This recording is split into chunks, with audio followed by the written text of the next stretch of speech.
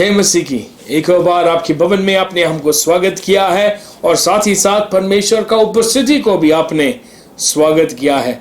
उसके लिए एक क्षण के लिए हम हमारे आंखों को बंद करेंगे और हम प्रार्थना करेंगे। और हमारा प्रार्थना ये है कि परमेश्वर, मेरा जो समस्या, जो विषय, जिस विषय से मैं गुजर रहा हूँ, परमेश्वर उस विषय से परमेश्वर आत्मा की सामर्थ के साथ आप मुझसे बात करें। आज की आराधना और वचन और बच्चों की आयतों के द्वारा मेरे जीवन में बहुत बड़ा एक आशीष आ जाए। आइए हमारे आंखों को बंद करें, हम प्रार्थना करें। सर्वशक्तिमान पिता परमेश्वर, हम धन्यवाद करते इस समय के लिए जो आप हमारे जीवन में दिया है।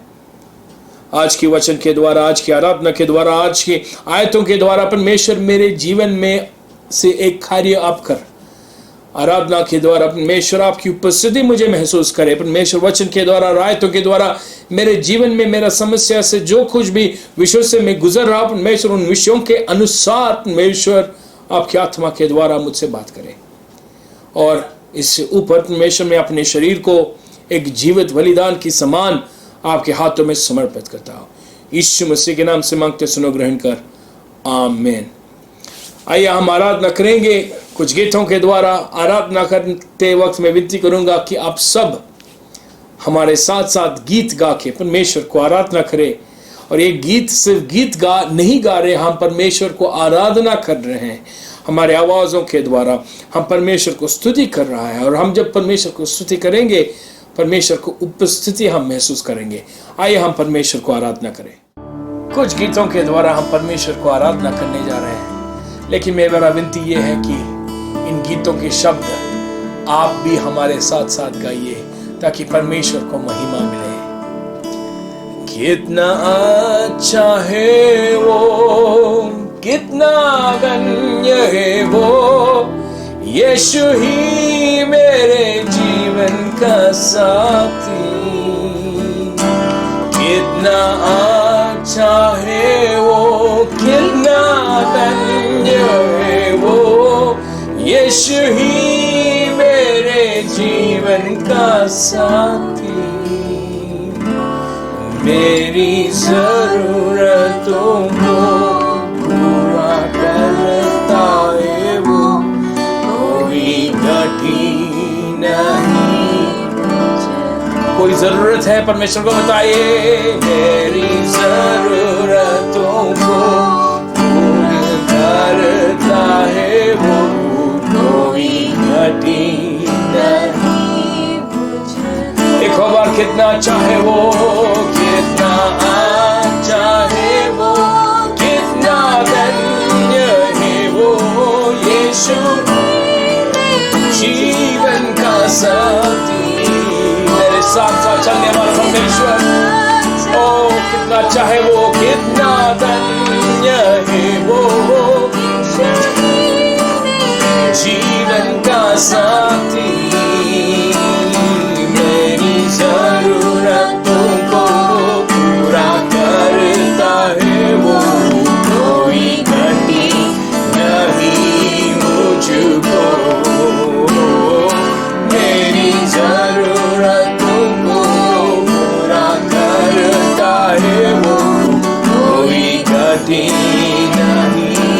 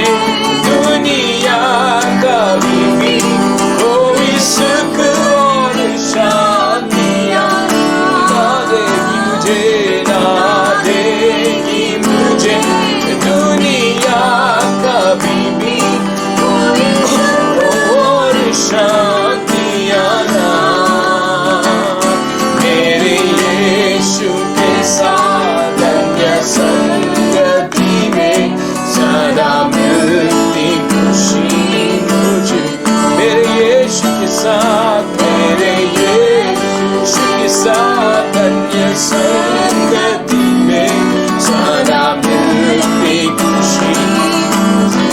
प्रभु का धन्यवाद, प्रभु का धन्यवाद करूंगा, उसकी संगति में सदा रहूंगा। साथ चलूंगा मैं जय जरूर पाऊंगा, साथ चलूंगा मैं जय जरूर पाऊंगा। प्रभु का धन्यवाद करूंगा, मेरी जिंदगी की हर परेशानी में भूल जाता है यार। ओ मेरी जिंदगी की हर परेशानी में भूल जाता है आशा का। कभी ना हारूंगा, कभी ना हटूंगा, चाहे जान भी देना पड़े। ओ कभी ना हारूंगा, कभी ना हटूंगा, चाहे जान भी देना। प्रभु का धन्यवाद, प्रभु का धन्यवाद करूंगा, उसकी संगति में सदा रहूंगा। साथ चलूंगा मैं जय जरूर पाऊंगा, साथ चलूंगा। ओ प्रभु का धन्यवाद करूं, कितना चाहे वो, कितना चाहे वो, कितना धन्य है वो, यीशु ही मेरे जीवन। ओ यीशु मेरे गवाही कितना है, ये मेरा गवाही परमेश्वर। यीशु ही मेरे जीवन का साथी, मेरी जरूरतों को पूरा करता है वो, कोई घटी नहीं मुझे।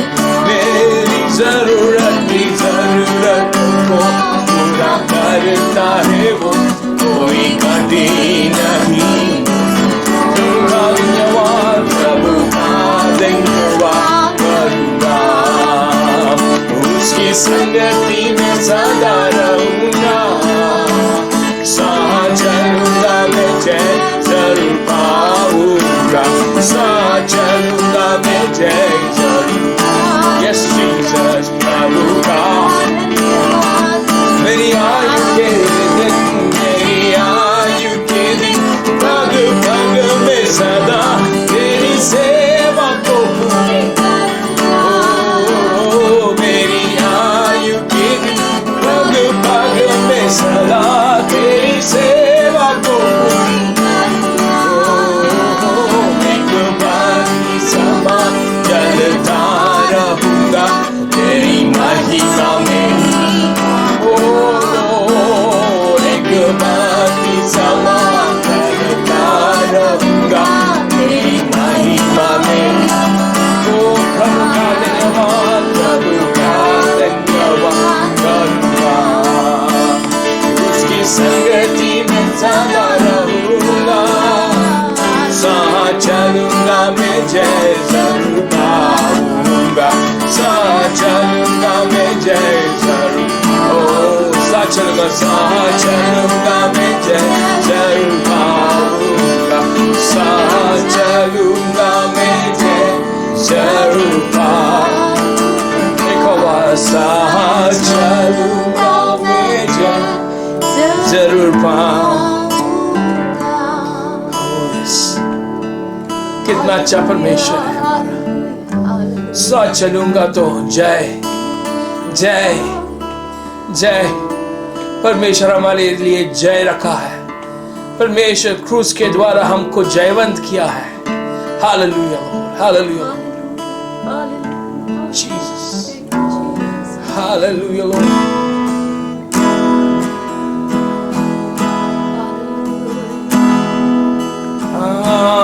आराधना आराधना आराधना आराधना आराधना आराधना आराधना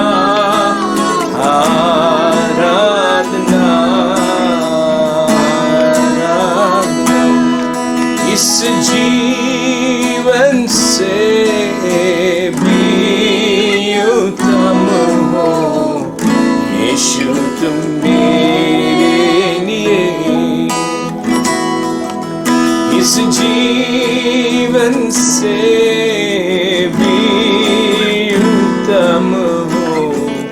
यीशु तुम मेरे लिए आराधना आराधना आराधना आराधना आराधना आराधना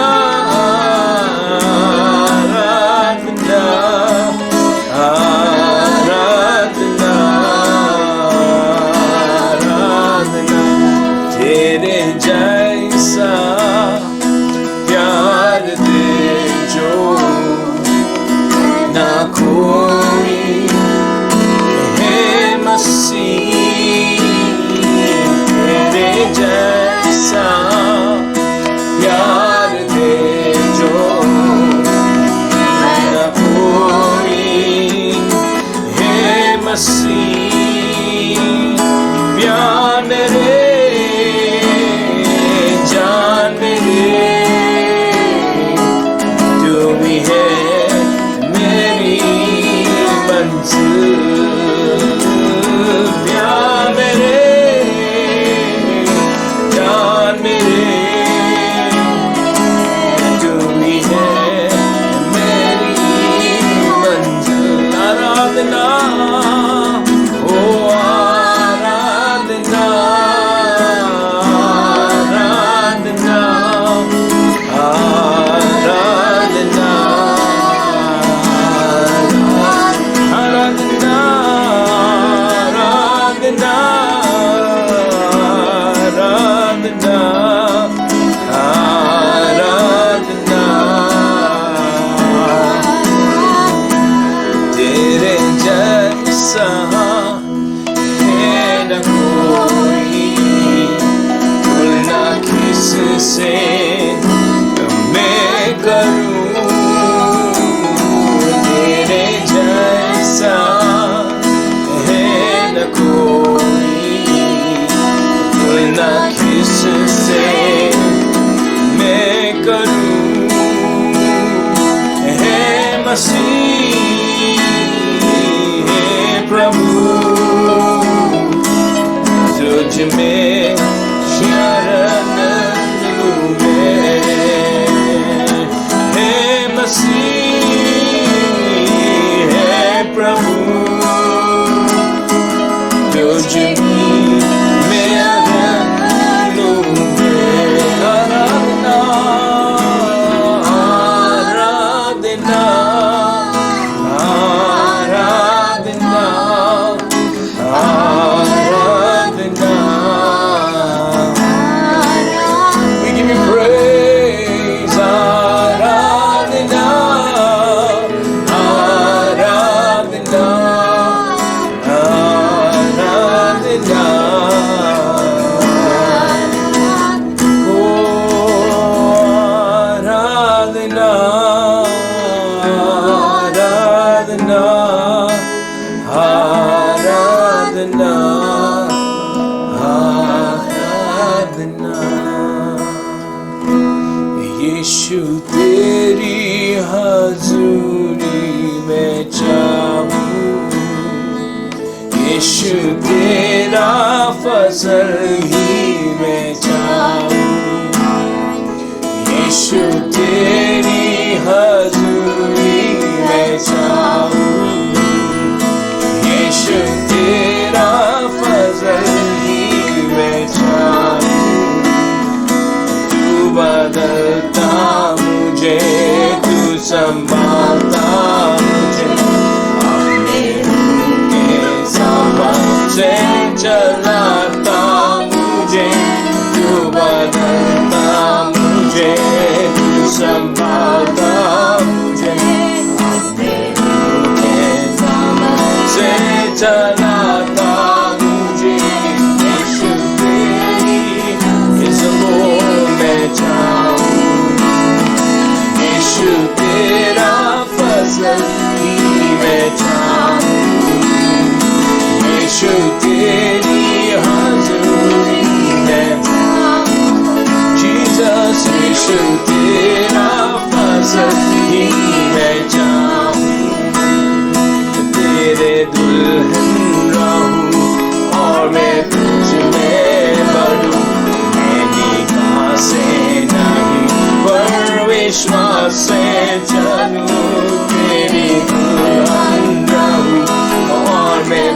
में बढ़ूं, निगाह से नहीं पर विश्वास से चलूं, यीशु तेरी हजूरी में। यस Lord, यीशु तेरा फल, yes Lord, desire of praise, यीशु तेरी हजूरी, यीशु यीशु तेरा फल सही मैं चाहूं, तेरे घर में रहूं, तुझे सजदा करूं, अपना प्राण और बदन से मैं महिमा करूं, तेरे घर में रहूं, तुझे सजदा करूं, अपना प्राण और बदन से मैं महिमा करूं, यीशु तेरी हजूरी में। यस Lord, यीशु तेरा फल, यस Jesus, यीशु, यस Jesus Lord, यीशु तेरा फल में, यीशु तेरी हजूरी, glory glory glory, यीशु तेरा, yes Lord, यीशु तेरी हजूरी में।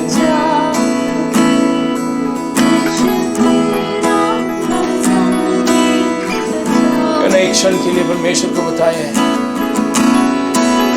परमेश्वर मैं निगाह से नहीं, परमेश्वर मैं निगाह से नहीं पर विश्वास से चलना चाहता हूँ।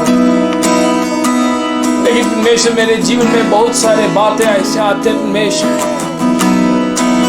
मेरे विश्वास को कमजोर करता है, मैं गिर जाता हूँ परमेश्वर। इस वक्त मैं अपने आप को समर्पित करना चाहता हूँ, जो भी विषय है परमेश्वर को बताना शुरू कर। परमेश्वर मैं निगाह से चलना नहीं चाहता परमेश्वर, मैं निगाह से चलना नहीं चाहता परमेश्वर। Oh Lord, I do not want to walk by a sight of God, निगाह से नहीं परमेश्वर, विश्वास से चलना चाहता। जो भी जिस विषय के लिए आप प्रार्थना कर रहे हो, इस समय वो विषय परमेश्वर के हजूर में लेके आ जाए और उस विषय के लिए प्रार्थना करना शुरू करें। चाहे अपने बच्चों के लिए, चाहे आपके नौकरी के लिए, चाहे आपके सामर्थ्य के लिए, चाहे आपके सेवकाई के लिए, हालेलुया, आपके रिश्तेदार के लिए, जो भी विषय है परमेश्वर के सामने लेके आ जाओ। यीशु तेरी हजूरी, तेरी हजूरी, तेरी हजूरी में जाऊं, यीशु तेरी हजूरी, तेरी हजूरी, तेरी हजूरी में जाऊं, यीशु तेरी हजूरी, तेरी हजूरी, तेरी हजूरी में जाऊं, मेरे जीवन में, ओ मेरे जीवन में, मेरे परिवार में, मेरे परिवार में, मेरे जीवन में।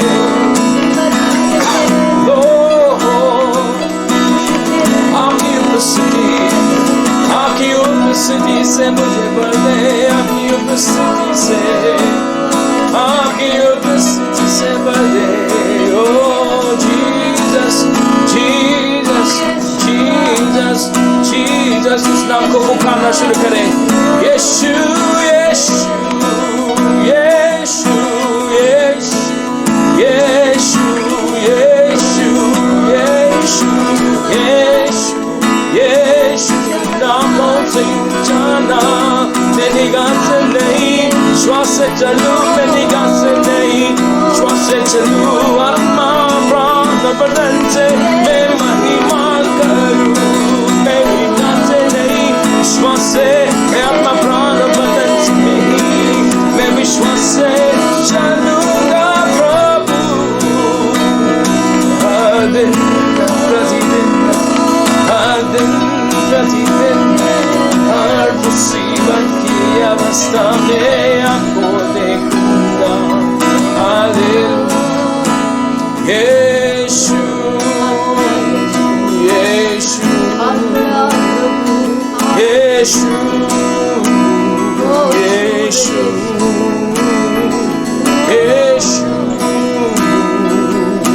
यीशु यीशु। धन्यवाद करते हैं परमेश्वर, क्योंकि आप हमारे बीच में हैं। आपका उपस्थिति हमारे लिए काफी है। इस समय हम अपने आप को परमेश्वर, अपने आप को परमेश्वर आपकी हजूरी के सामने हम रखता हैं। परमेश्वर हम प्रार्थना का धन्यवाद कहता, विश्वास से परमेश्वर हम देखते हैं कि परमेश्वर जो भी विषय हमने प्रार्थना किया उस विषय के लिए आपने जवाब दिया, और विश्वास के साथ हम कहते हैं आमीन आमीन आमीन हालेलुया। धन्यवाद कहते हैं परमेश्वर को। इस वक्त हम बच्चों से हम कुछ आयतें सुनेंगे और परमेश्वर को हम महिमा करेंगे। Blessed are the poor in spirit, for theirs is the kingdom of heaven. Matthew 5 verse 3. Blessed are the pure in heart, for they shall see God.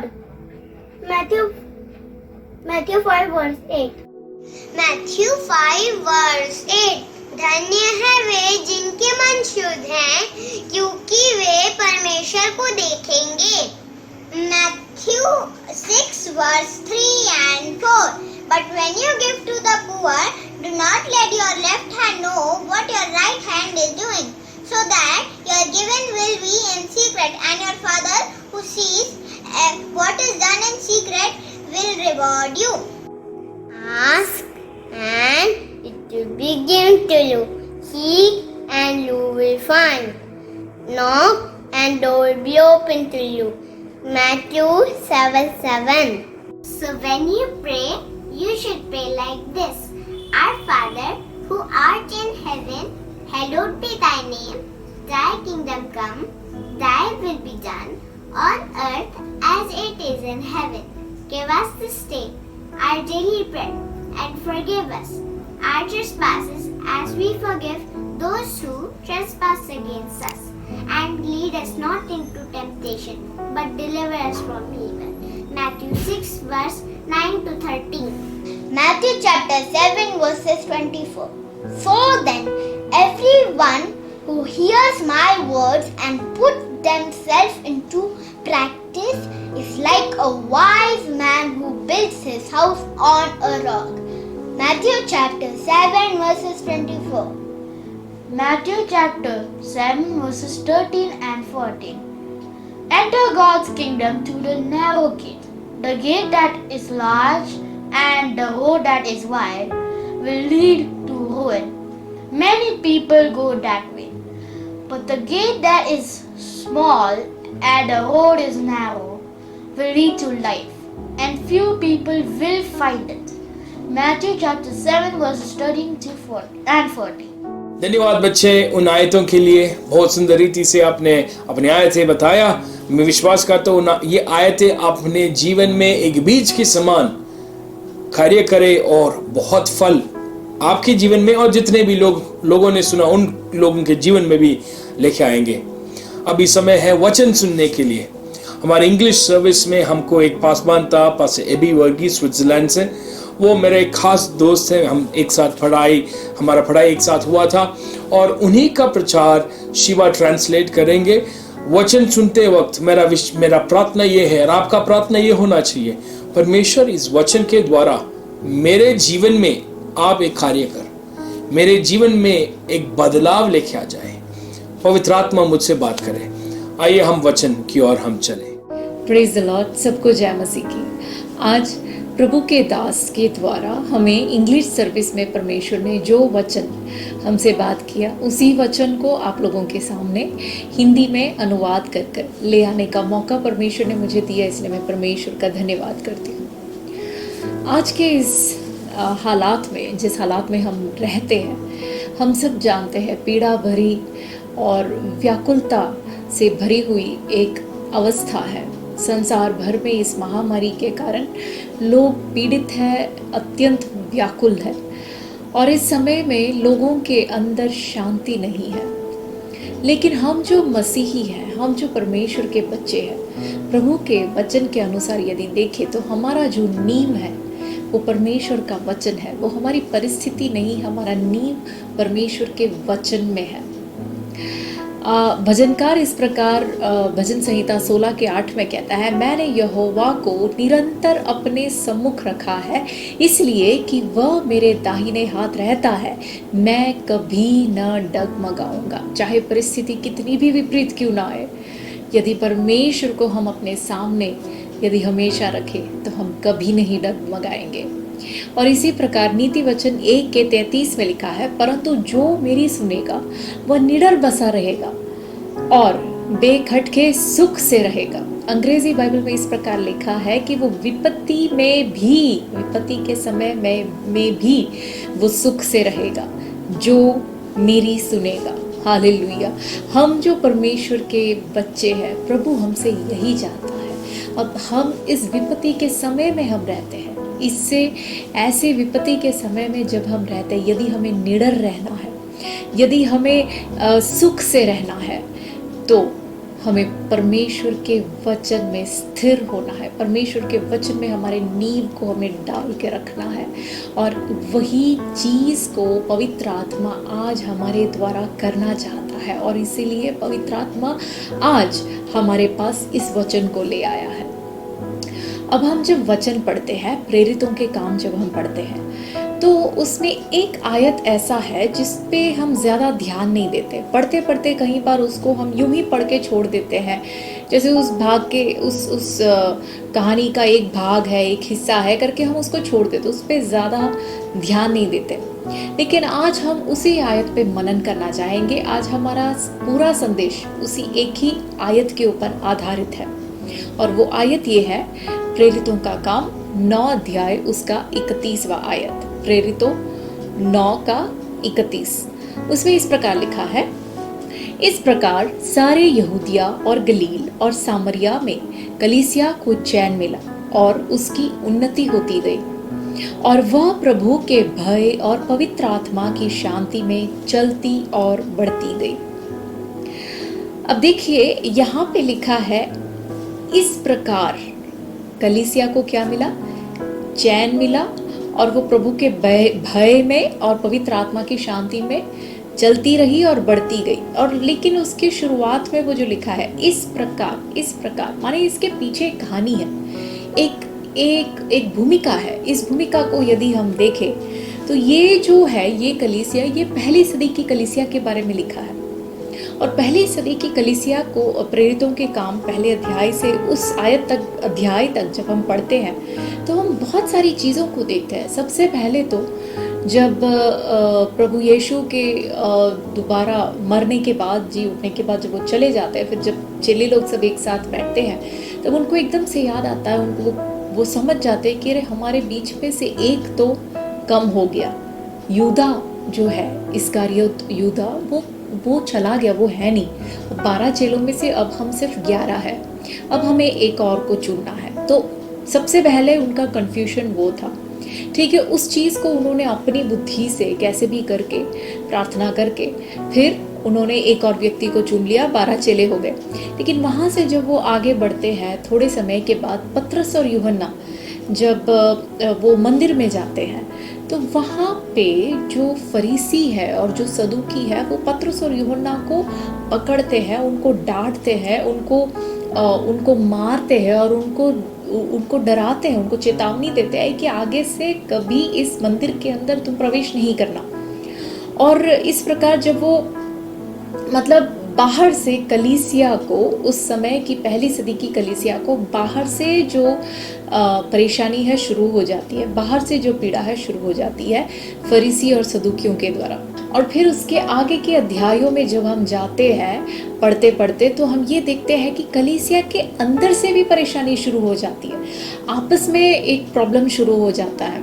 वहाँ हम खास करके एक ऐसा विषय खड़ा हो जाता है जहाँ पे वो एक दूसरों को मदद करने की कोशिश तो करते हैं, लेकिन उसके अंदर भी जो विधवा है, विधवा स्त्रियों में कुछ जो गरीब विधवा स्त्री है, उनको कोई देखता नहीं है, उनका ध्यान नहीं देता, सारा ध्यान सिर्फ उन्हीं के पास जाता है जो अमीर है।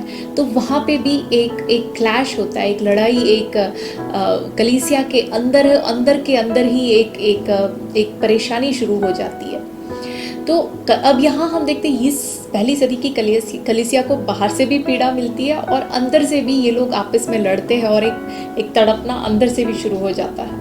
और फिर जब हम वहाँ से आगे पढ़ते हैं, जब 6 अध्याय तक हम पहुँचते हैं तो वहाँ पे हम स्तिफनुस को देखते हैं। स्तिफनुस को सब लोग मिलकर मार डालते हैं। उनका पहली सदी की कलीसिया का सबसे प्रथम परमेश्वर प्रभु यीशु के लिए वो अपना जान को देता है।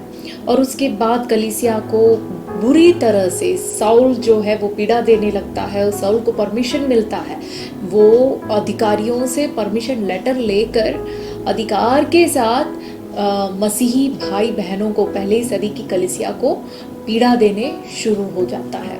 और इस प्रकार पहली सदी की कलीसिया अनेक प्रकार के क्लेशों से होकर गुजर रही थी। आज के हमारे इस हालात को यदि हम कंपेयर करके देखें तो उनके सामने तो हम कुछ भी नहीं है। अगर उनकी विपत्ति को देखें तो हमारे सामने कुछ भी विपत्ति नहीं है। लेकिन मैं ये नहीं कहना चाहता कि हमारे सामने हमारी जो प्रॉब्लम आज की प्रॉब्लम है वो कम है, ऐसी बात नहीं है।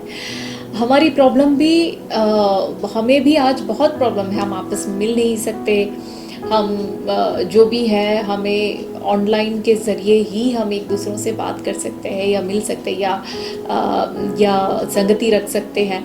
इसमें मुश्किल तो है, लेकिन हमारे इस हालात में भी परमेश्वर की आत्मा, यदि उस समय में उस कलीसिया को परमेश्वर की आत्मा ने इस आयत में जैसे लिखा है कि इस प्रकार सारे यहूदिया और गलील और सामरिया में कलीसिया को चैन मिला, तो हमें भी परमेश्वर चैन दे सकता है, हमें भी परमेश्वर शांति दे सकता है। और उसी बात को आज पवित्र आत्मा हमसे बात करना चाहता है। देखिए, पहले सदी की कलीसिया में क्या सिर्फ परेशानियां ही थी, क्या सिर्फ प्रॉब्लम्स ही थे उनके पास?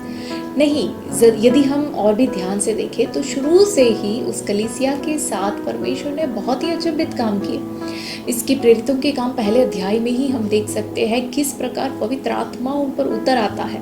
पवित्र आत्मा अपने सामर्थ्य के साथ उतर आता है और बहुत ही एक ऐसा सामर्थ्य से भरी हुई अनुभव वो महसूस करते हैं। वो पवित्र आत्मा से भरपूर होकर अन्य भाषाओं में बात करने लगते हैं। जब लोग उनके बारे में उनकी बातें सुनकर दौड़ के उनके पास आते हैं और फिर वो समझाने लगते हैं और पत्रस उनके अंदर से खड़ा होता है और पवित्र आत्मा के सामर्थ्य से परिपूर्ण होकर, भरपूर होकर, वो सामर्थी होकर वो परमेश्वर के वचन को जो इकट्ठे लोग हुए उनसे बांटता है।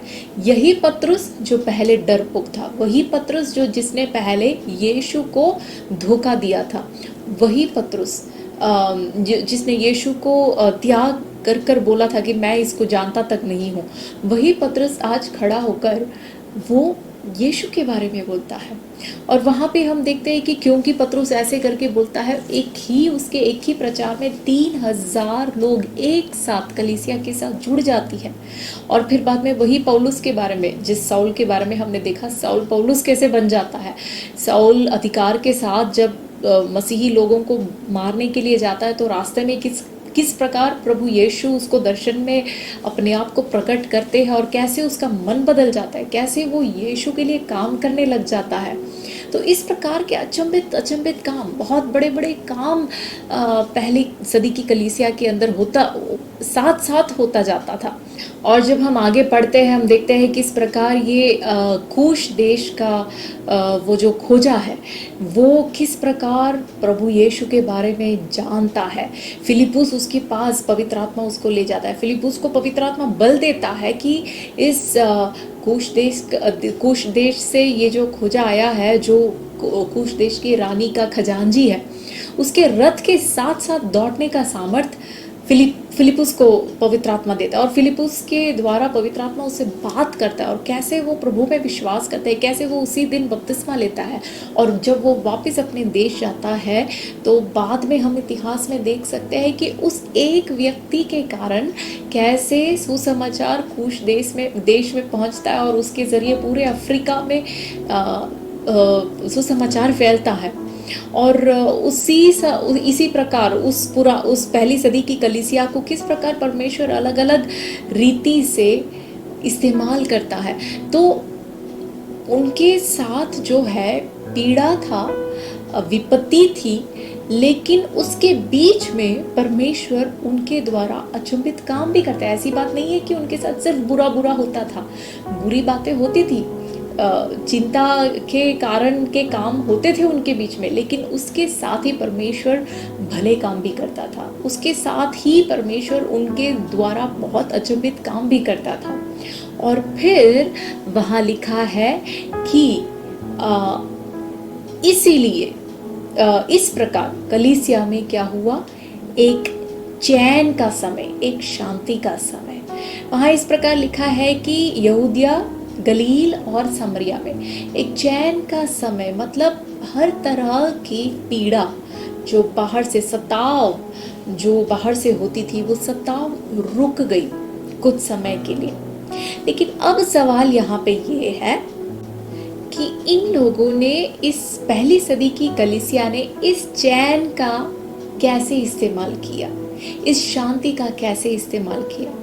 देखिए, हम जो है, हमारे साथ अभी कैसे हालात होता है कि जब शांति का समय है, जब सब कुछ ठीक है, जब हमें कोई किसी भी प्रकार के टेंशन का कोई काम नहीं है, तो हम क्या करते हैं, आराम से बैठ जाते हैं। काम जितनी तेज़ी से हमें करना चाहिए, जिस चिंता के साथ हमें दौड़ दौड़ के काम करना चाहिए, हम ये कुछ नहीं करते प्रभु के लिए, और हम शांति से बैठ जाते हैं। हम आराम से एक दूसरों के साथ बातें करने लग जाते हैं। अरे देखिए, हमारे चर्च का ड्रम्स देखा आपने क्या, हमारे चर्च का नया कीबोर्ड देखा या स्पीकर देखे।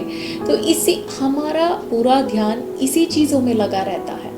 परमेश्वर के काम से हम थोड़े धीमे हो जाते हैं, थोड़े लेजी हो जाते हैं। लेकिन इस कलीसिया को यदि हम देखें, पहली सदी की कलीसिया, क्या ये लोग हमारी तरह ये भी इसी तरह, क्या कहते हैं, एक सुसंतुष्ट होकर कि हमें चलो सब कुछ शांति शांति है तो थोड़े धीमे हो जाते, चलो बैठ जाते। क्या इन लोगों ने भी ऐसे किया हमारी तरह, नेटफ्लिक्स देखते हुए, है ना, घर के अंदर ही बैठे, कुछ करना तो है नहीं, चलो टीवी देखते रहो, ऐसे किया उन लोगों ने? नहीं। वहाँ पे ये जो शांति के बारे में लिखा है, सही बात है, सताव कम हो गई थी, लेकिन ये सिर्फ सताव या बाहर से जो सताव है उस एरिया में शांति के बारे में नहीं लिखा है, शांति अंदर से भी थी। यदि हम जब आगे पढ़ते हैं, हम देख पाते हैं कि प्रेरितों के काम उसके दूसरे अध्याय के 42वें आयत से लेके यदि हम आगे पढ़े, और बिल्कुल उसी प्रकार प्रेरितों के काम चौथे अध्याय के 32वें आयत से यदि हम आगे पढ़ते हैं, तो हम इन दोनों भाग में हम देख सकते हैं किस प्रकार लोग एक दूसरों के साथ संगति रखने में और एक दूसरों के साथ शांति से रहने में वो कोशिश करते थे, वो अपने आप प्रयास करते थे। इन भागों में जब हम पढ़ते हैं, हम देख पाते हैं कि उस टाइम के कलीसिया में कोई ज़रूरतमंद व्यक्ति नहीं था। कोई एक ज़रूरतमंद व्यक्ति को नहीं पा पाएगा, क्योंकि जिसकी जो ज़रूरत है वो एक दूसरों के साथ बांट कर, मिलजुल कर, एक दूसरों को मदद करते हुए प्रेम के साथ रहते थे, शांति पूर्वक वहाँ रहते थे। तो इनकी इस मेहनत के कारण कलीसिया के अंदर भी शांति बनी रहती थी। कुलस्सियों 3:15 में पौलुस हमसे कहता है, मसीह की शांति जिसके लिए तुम एक देह होकर बुलाए भी गए हो, तुम्हारे हृदय में राज्य करे। वहाँ लिखा है, मसीह की शांति तुम्हारे हृदय में राज्य करे। हमें इस मसीह के शांति के लिए, हमारे अंदर मसीह की शांति राज करने के लिए हमें मेहनत करना है, हमें थोड़ा कष्ट करना पड़ेगा कि हमें शांति चाहिए। खासकर हमें इस शांति के लिए हमें हमारे परिवार के लोगों के साथ, हमारे रिलेटिव्स के साथ, जो हमारे रिश्तेदार हैं उनके साथ, और हमारे पड़ोसियों के साथ, हमारे कलीसिया के लोगों के साथ शांति बनाए रखने के लिए थोड़ा मेहनत करना पड़ेगा। मेहनत करते हुए शांति हमें बनाए रखना है, ध्यानपूर्वक। और यहाँ तक के सरकार के लोगों के साथ, सरकार के साथ भी हमें शांतिपूर्वक रहना है। रोमियो के 12वें अध्याय के 18वें आयत में हम इस प्रकार पढ़ते हैं, जहाँ तक हो सके तुम भरसक सब मनुष्यों के साथ मेल मिलाप रखो। जहाँ तक हो सके अब यहाँ पे जो ऐसे खास करके लिखा है कि सब मनुष्यों के साथ मेल मिलाप रखो, तो ये कोई ऐसी बात नहीं है कि हमें अंदर से जो भावना है, जैसे हमें लगता है वैसे करें। नहीं, इसमें मेहनत करना पड़ता है। इसमें यहाँ पे एक ऐसे शांति के बारे में पौलुस कहता है जो फिलिपियो 4 के 7 में कहता है कि वो शांति जो हमारे समझ के परे है, जो हमारे समझ के पार है, वो शांति, मसीह यीशु का शांति, परमेश्वर का शांति, वो शांति हमें सब मनुष्यों के साथ मेल मिलाप के साथ रखना है। वो उसके लिए हमें मेहनत करना है। ये वो शांति है जहाँ यीशु कहते हैं कि मैं तुम्हें मेरे शांति दिए जा रहा हूँ। वो शांति जो संसार नहीं देती, वो मसीह यीशु का शांति है। और वो शांति सिर्फ ये देह, जो मसीह यीशु के देह है, हम जो शरीर है, जो कलीसिया है, सिर्फ हम ही महसूस कर सकते हैं। हम ही उसको एक्सपीरियंस कर सकते हैं, एक दूसरों के साथ बांट सकते हैं। और उसके बाद जब हम आगे पढ़ते हैं, वहाँ लिखा है कि ये कलीसिया की उन्नति होती गई। उसी आयत में प्रेरितों 9 के 31 को यदि हम दोबारा पढ़े, वहाँ लिखा है, इस प्रकार सारी यहूदियों और गलील और सामरिया में कलीसिया को चैन मिला और उसकी उन्नति होती गई। अब हमारा दूसरा बात यह है, ध्यान हम इस बात पे देंगे कि कलीसिया की उन्नति होती गई, कलीसिया बढ़ती गई। दूसरे शब्द में यदि देखा जाए तो अगर इस बात को हमें समझना है, कलीसिया की उन्नति होती गई, तो हमें मतलब कलीसिया मजबूत बनती गई। कलीसिया, इसका मतलब यहाँ पे ये लिखा है कि कलीसिया मजबूत बनती गई। अगर हमें ये समझना है तो पौलुस इस बात को इफिसियों की पत्री उसके 4 अध्याय के 11वें आयत से 16वें आयत तक हमें समझाता है। इन आयतों को जब हम पढ़ते हैं, यहाँ ऐसे लिखा है, उसने कुछ को प्रेरित नियुक्त करके और कुछ को भविष्यद्वक्ता नियुक्त करके और कुछ को सुसमाचार सुनाने वाले नियुक्त करके और कुछ को रखवाले और उपदेशक नियुक्त करके दे दिए। अब यहाँ पे क्या लिखा है? उसने, तो किसने, किसकी बात कहा है यहाँ पे? प्रभु यीशु की। प्रभु यीशु ने कलीसिया के लिए कुछ को प्रेरित, कुछ को भविष्यद्वक्ता, कुछ को सुसमाचार सुनाने वाले, कुछ को रखवाले और कुछ को उपदेशक नियुक्त करके दे दिया है। अब आगे सवाल है क्यों? 12वें आयत, जिससे पवित्र लोग सिद्ध हो जाए और सेवा का काम किया जाए और मसीह की देह उन्नति पाए। वहां पे हमने पढ़ा कि मसीह का ये जो कलीसिया है उसकी उन्नति होती गई, वो मजबूत बनती गई। लेकिन कैसे? इस प्रकार। अब यहाँ लिखा है, जिससे ऐसे अलग अलग ऑफिसेस को नियुक्त किया है, जिसको हम 5-fold मिनिस्ट्री कहते हैं। 5 अलग अलग प्रकार की मिनिस्ट्री जो कलीसिया के अंदर होती है। तो इस प्रकार प्रभु यीशु ने क्यों नियुक्त किया? जिससे पवित्र लोग, अब ये पवित्र लोग कौन है? ये हम हैं, आप और मैं, हम कलीसिया, हम पवित्र लोग हैं। इससे क्या हुए? हम क्या हुए? सिद्ध हो जाए। यहाँ पे लिखा है सिद्ध हो जाए, और अंग्रेजी बाइबल में एक और इसका अर्थ है कि हम तैयार हो जाए। किस चीज के लिए? सिद्ध हो जाए या तैयार हो जाए, हमें तैयार किया जाए, और क्योंकि और सेवा का काम किया जाए और मसीह की देह उन्नति पाए। तो सेवा का काम करने के लिए, हमें तैयार करने के लिए, हमें उसके लिए सिद्ध करने के लिए इन अलग अलग ऑफिसों को प्रभु यीशु ने कलीसिया के अंदर नियुक्त किया है। अब सेवा का काम यहाँ पे लिखा है, किसको करना है? इन पवित्र लोगों को, माने कि आपको और मुझे, हम हैं जिन्हें प्रभु यीशु के सेवा के काम को करना है। परमेश्वर की सेवा को हम अक्सर ये सोचते हैं कि सिर्फ पास्टर करेगा, सिर्फ पास्टर को ही करना है। हमें क्यों करना है? हम तो पास्टर को जो कलीसिया से जो सैलरी मिलती है पास्टर करेगा, हमें क्यों करना है? लेकिन यहाँ पे लिखा है कि पास्टर का काम नहीं है, ये पवित्र लोगों का काम है। पवित्र लोग प्रभु यीशु की सेवा का काम सेवा का काम किया जाए। और उससे क्या होगा? जब हम प्रभु यीशु की सेवा का काम करते हैं, तब क्या होगा? कलीसिया उन्नति पाएगी।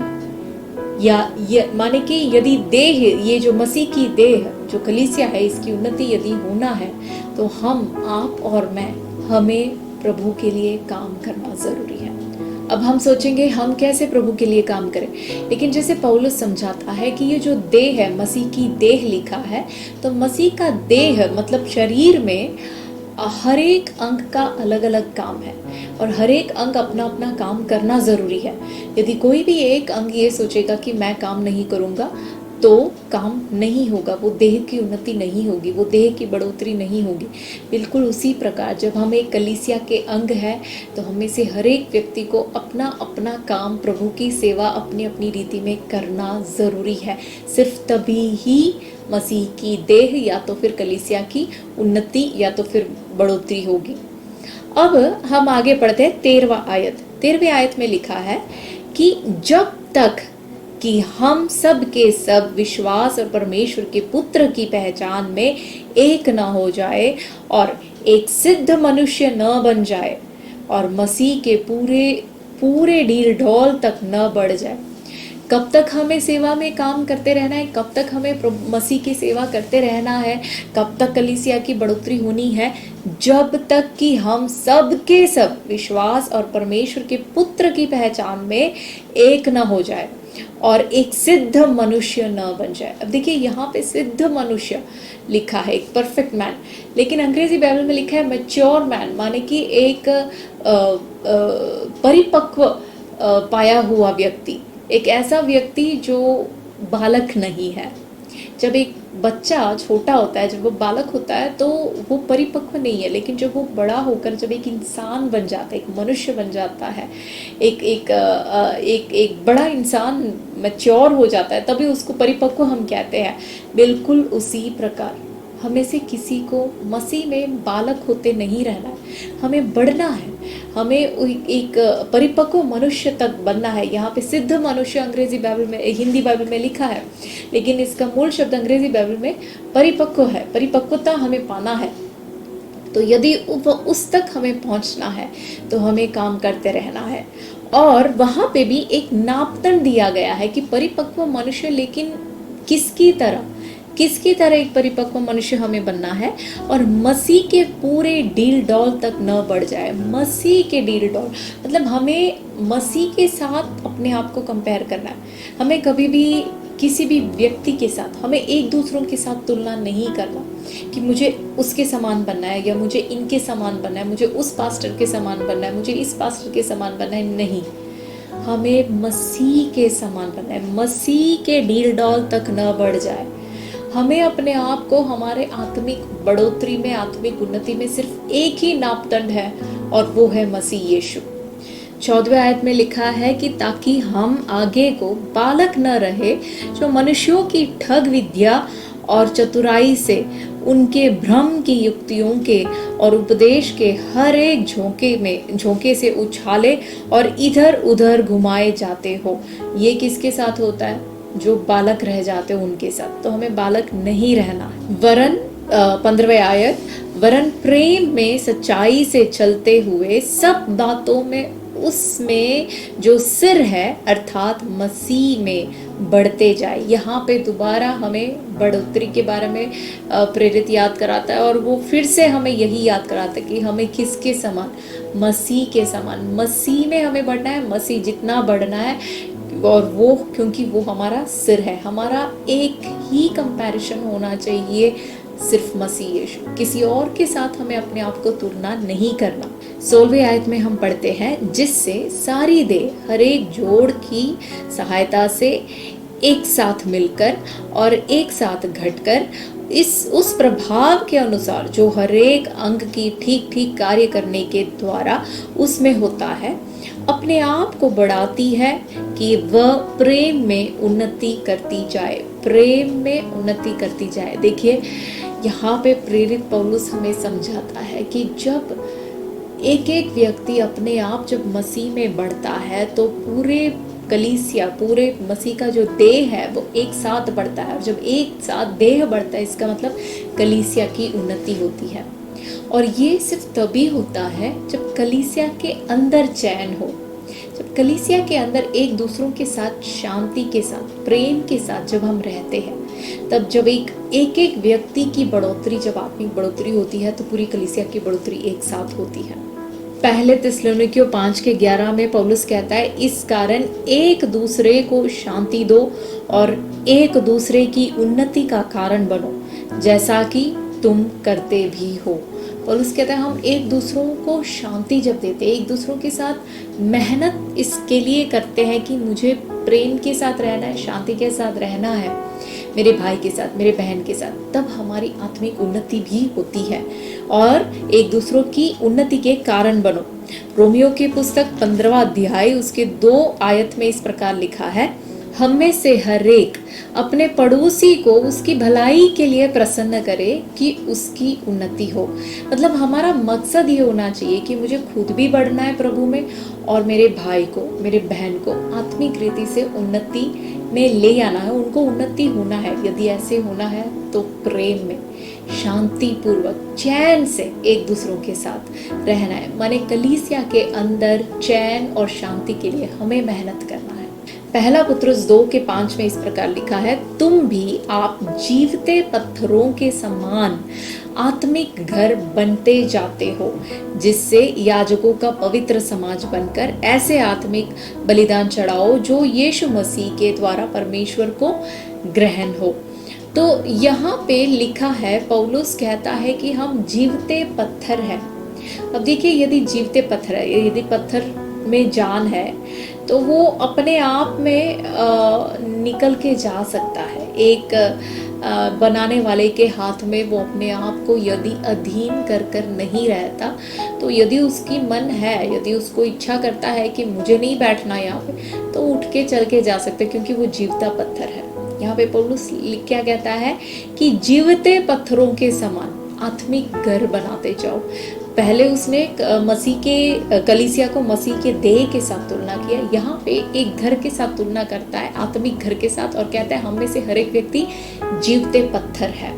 तो यहाँ कहने का मतलब ये है कि हमें, जब हम कलीसिया में होते हैं तो हमें अधीनता एक दूसरों के प्रति और प्रभु यीशु के अधीन रहने सीखना चाहिए, क्योंकि यदि हमारे अंदर वो अधीन रहने का वो भावना नहीं है तो वहाँ पे गड़बड़ हो सकती है। एक जो जीवित पत्थर है वो जो उसको बनाने वाले व्यक्ति के हाथों से फिसल कर निकल कर जा सकता है यदि उसका मन करे तो।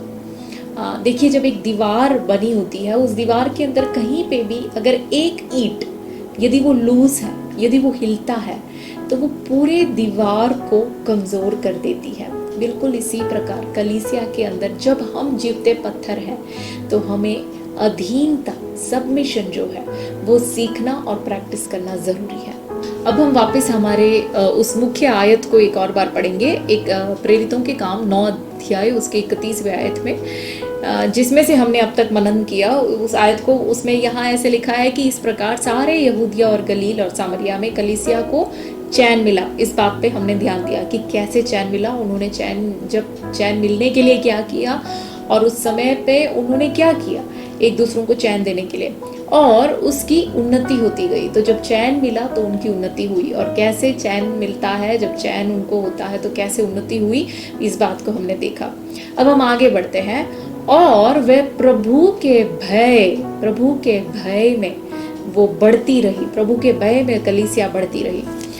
इस बात को यदि हमें समझना है तो प्रेरितों के काम उसके 2 अध्याय के 43वें आयत में वहां पे ऐसे लिखा है कि और सब लोगों पर भय छा गया और बहुत से अद्भुत काम और चिन्ह प्रेरितों के द्वारा प्रकट होते थे। यहाँ पे ये जो भय लिखा है, ये कोई ऐसा भय नहीं है कि डर, जिसको हम डर कहते हैं, ये डर नहीं है। ये वो भय है जो आदर, परमेश्वर के प्रति एक बहुत ही बड़ा अंदर से निकलने वाला एक आदर के कारण जो प्रभु के प्रति जो भय है, यहोवा का भय मानना, जिसके बारे में लिखा गया है, वो भय के बारे में यहाँ लिखा है कि और सब लोगों पर भय छा गया। कलीसिया की उन्नति, कलीसिया के बढ़ोतरी का तीसरा कारण ये है, परमेश्वर का भय उनके ऊपर आया। देखिए, यहाँ पर परमेश्वर के उपस्थिति के प्रति एक बहुत ही बड़ा आदर, यही हम देख पाते हैं। हमारे आजकल के कलीसियाओं में जैसे हम आराधना करते हैं तो आराधना के समय हमें प्रभु की उपस्थिति के प्रति जो भय है वो हम देख नहीं पाते। लेकिन उन दिनों के कलीसिया, पहले सदी की कलीसिया की बढ़ोतरी क्यों हुई, उसका कारण, तीसरा कारण ये है कि उनके अंदर परमेश्वर के उपस्थिति के प्रति एक बहुत ही बड़ा आदर और भय था। यहाँ पे लिखा है, जब हम आगे पढ़ते हैं वहाँ देख पाते हैं कि अननियास और सफीरा, उनके बारे में हम पढ़ते हैं कि वो परमेश्वर को भय न मानते हुए औरों को दिखाने के लिए उन्होंने अपने धन से कुछ किया। और जब वो प्रेरित पतरस ने जब उस चीज़ को पवित्र आत्मा के द्वारा पहचाना तो तुरंत ही उन दोनों का मृत्यु हो गया। और जब ये बात हुई तो पूरी कलीसिया में परमेश्वर के प्रति, परमेश्वर की उपस्थिति, पवित्र आत्मा की उपस्थिति के प्रति एक बहुत ही बड़ा भय आ गया। उसके प्रेरितों 5:11 में लिखा है, सारी कलीसिया पर और इन बातों के सब सुनने वालों पर बड़ा भय छा गया। परमेश्वर के प्रति भय मानना बहुत ही ज़रूरी है। वही एक बात है जो आज के कलीसिया में हम नहीं देख पाते। एक चीज़, आज के कलीसिया में सब कुछ हम देख पाते हैं, आराधना देख पाते हैं, गीत गाना, मिलना, संगति करना, सब कुछ है, लेकिन परमेश्वर के उपस्थिति के प्रति जो भय हमें मानना चाहिए वो हम नहीं मानते। विलाप गीत में हम इस प्रकार देखते हैं, उसके 3:22 में, उसके पहले भाग में हम ऐसे देखते हैं कि हम मिट नहीं गए, यह यहोवा की महाकरुणा का फल है, क्योंकि उसकी दया अमर है। परमेश्वर के महाकरुणा के कारण, देखिए परमेश्वर के बारे में ऐसे लिखा है कि वो भस्म करने वाला ज्वाला है, और वो परमेश्वर, उसके महाकरुणा के कारण हम जीवित हैं। हम में से हर एक व्यक्ति यहाँ तक आज भी हम इसलिए जीवित है क्योंकि परमेश्वर की महाकरुणा हमारे ऊपर है। नीति वचन के पुस्तक में हम इस प्रकार पढ़ते हैं कि परमेश्वर, यहोवा का भय मानना बुद्धि का आरंभ है। यहोवा का भय मानने से वो हमें हर प्रकार की बुराई से बचा के रखता है। परमेश्वर का भय मानना, परमेश्वर का भय मानना कलीसिया के बढ़ोतरी, कलीसिया के उन्नति का तीसरा कारण है। अब हम आगे पढ़ते हैं, उसी आयत को जब दोबारा हम आगे पढ़ेंगे वहाँ लिखा है कि कलीसिया पवित्र आत्मा की शांति में चलती रही। पवित्र आत्मा की शांति में मानी वो शांति जो पवित्र आत्मा देती है, उस शांति में कलीसिया बढ़ती गई, उस शांति में कलीसिया चलती रही। तो इस बात को यदि हमें समझना है तो हम देख पाते हैं कि किस प्रकार पेंतकुस्त के दिन पहली सदी की कलीसिया के ऊपर पवित्र आत्मा अपने सामर्थ्य के साथ उतर आता है। वो उनको अपने सामर्थ्य से भरपूर करता है और फिर वो उनमें से कुछ लोगों को चुनता है कि जाओ और सुसमाचार सुनाओ। वो लोगों के पास जाता है, अनेक लोग विश्वासी बनते हैं पवित्र आत्मा के सामर्थ्य के साथ। बिना सामर्थ्य के साथ सुसमाचार प्रचार करने से नहीं, पवित्र आत्मा की सामर्थ्य के साथ सुसमाचार जब उन्होंने प्रचार किया तो 3000 लोग उनके पास जुड़ गए और दिन प्रतिदिन लोग उनके साथ जुड़ते रहे।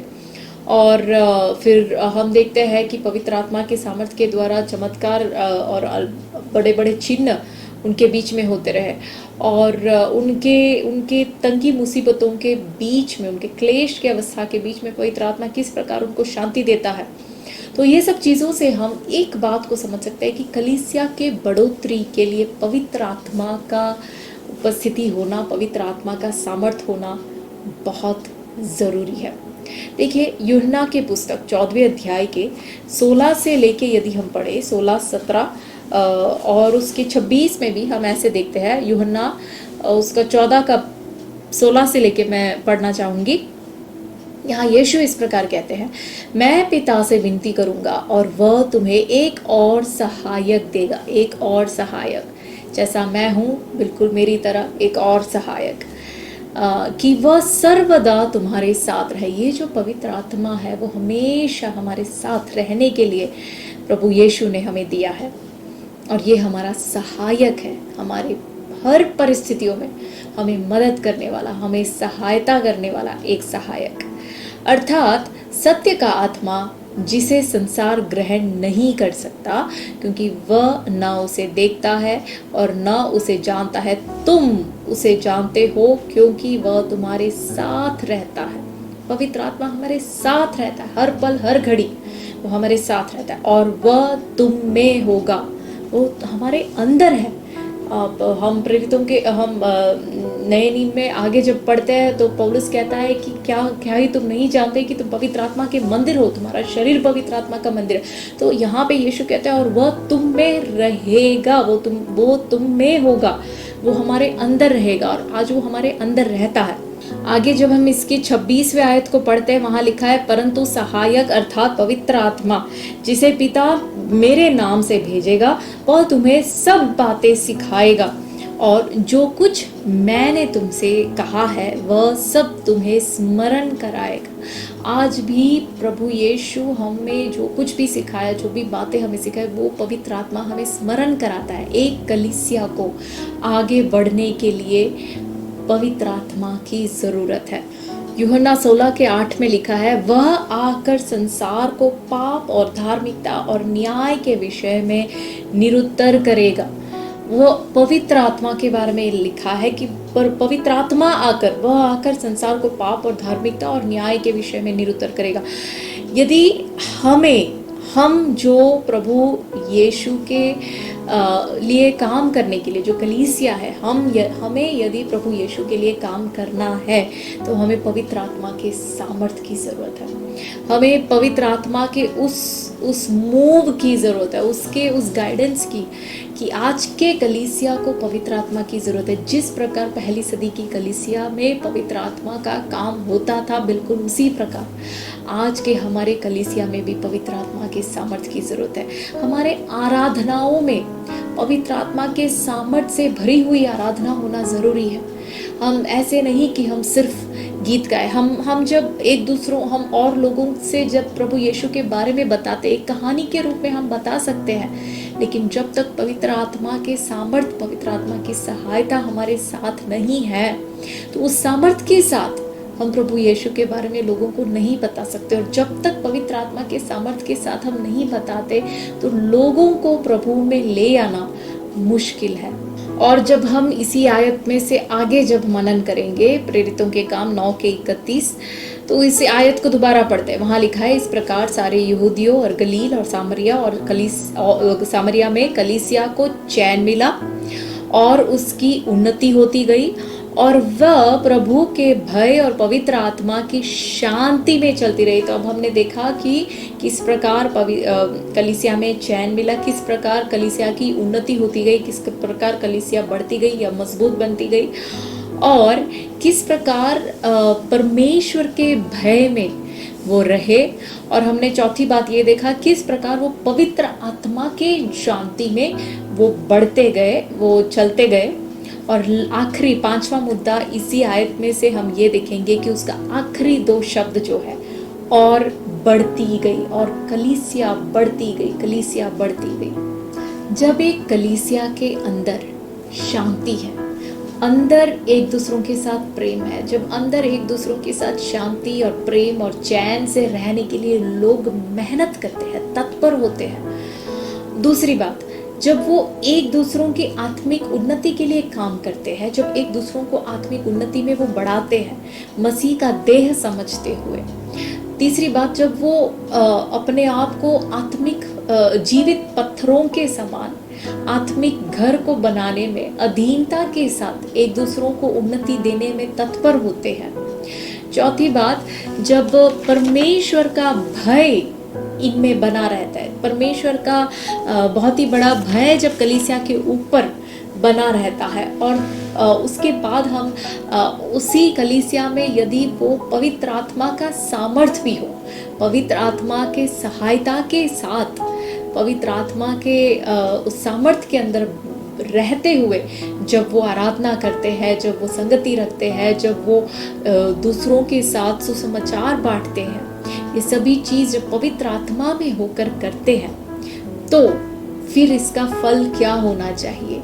ये साधारण तौर पर यदि नेचुरल रीति से देखें तो ये सभी बातें जिस कलीसिया में होगा तो नेचुरली उस कलीसिया की क्या होगी, बढ़ोतरी होगी। ये इसका होना ही है।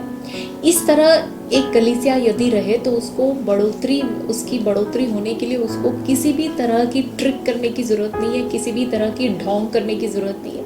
उसको औरों को अट्रैक्ट करने के लिए कुछ ये कर दिया, वो कर दिया, ऐसा पब्लिसिटी किया, वैसा पब्लिसिटी किया, कुछ भी करने की ज़रूरत नहीं है। बस इन्हीं बातों को करे, अपने आप प्रभु कलीसिया को बढ़ाएगा।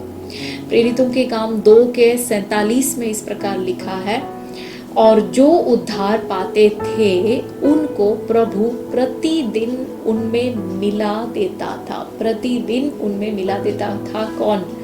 प्रभु। परमेश्वर का काम है, परमेश्वर कलीसिया को बढ़ाता है। लेकिन यदि इस प्रकार कलीसिया को बढ़ना है तो इसके पहले, इसी आयत में पहले जितनी बातों को हमने देखा, ये सारी बातें एक एक करके हमारे में पूरा होना ज़रूरी है। क्या हम नहीं चाहते कि हमारा कलीसिया भी इसी प्रकार बढ़े? मैं चाहता हूँ कि आपकी कलीसिया, सिटी लाइट कलीसिया इस प्रकार बढ़े। सिटी लाइट कलीसिया सिर्फ चंडीगढ़ में ही नहीं, पंजाब की कलीसिया, हरियाणा की कलीसिया, हर जगह, पूरे भारत में, पूरे देश में, पूरे संसार भर की कलीसिया इस समय इस प्रकार बढ़े। हर चीज़ में परमेश्वर के अधीन होकर कि प्रभु ही कलीसिया को बढ़ाए। हमें और कोई भी तरह मेहनत या लोगों को अट्रैक्ट करने के लिए कुछ उलट पुलट कुछ करने की ज़रूरत नहीं है। प्रभु लोगों को कलीसिया के साथ प्रतिदिन मिलाता जाए। उस एक अवस्था में हम में से हर एक व्यक्ति, हम में से हर कलीसिया पहुँचे, और उसके लिए हम एक दूसरों को आत्मिक उन्नति देते हुए चैन के साथ कलीसिया में रहने के लिए परमेश्वर हमें से हर एक व्यक्ति को मदद करे। आइए आज के इस वचन के सामने हम अपने आप को समर्पण करें।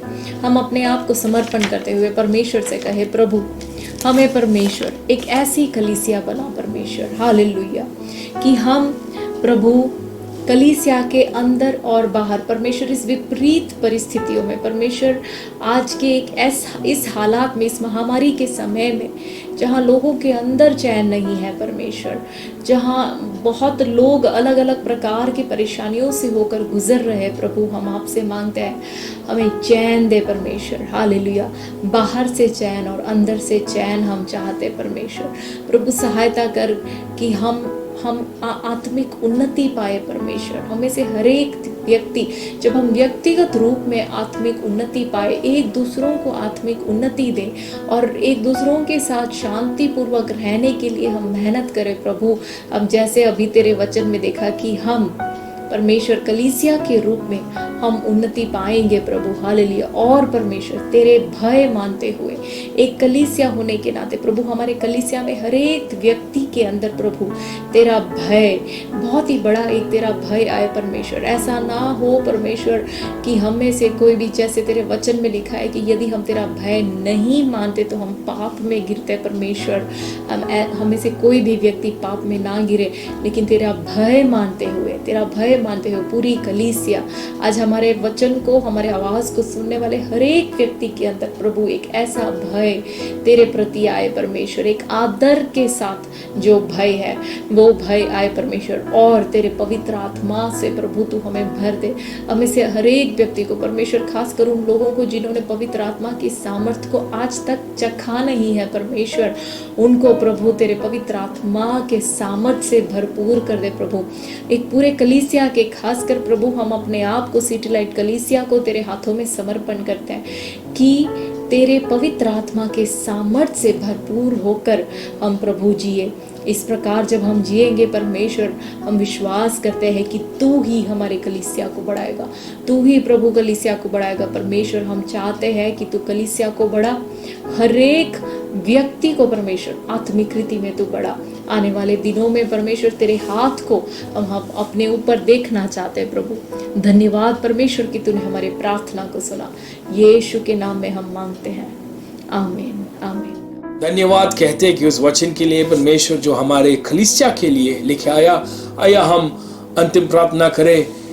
पिता पुत्र पवित्र आत्मा की अनुग्रह हम में से हर एक व्यक्ति के साथ, और हम जो वचन हमने सुना वो वचन एक बीज के समान हमारे जीवन में कार्य करने के लिए हम अपने आप को समर्पित करते हैं। सब मिलके बोलते हैं आमीन।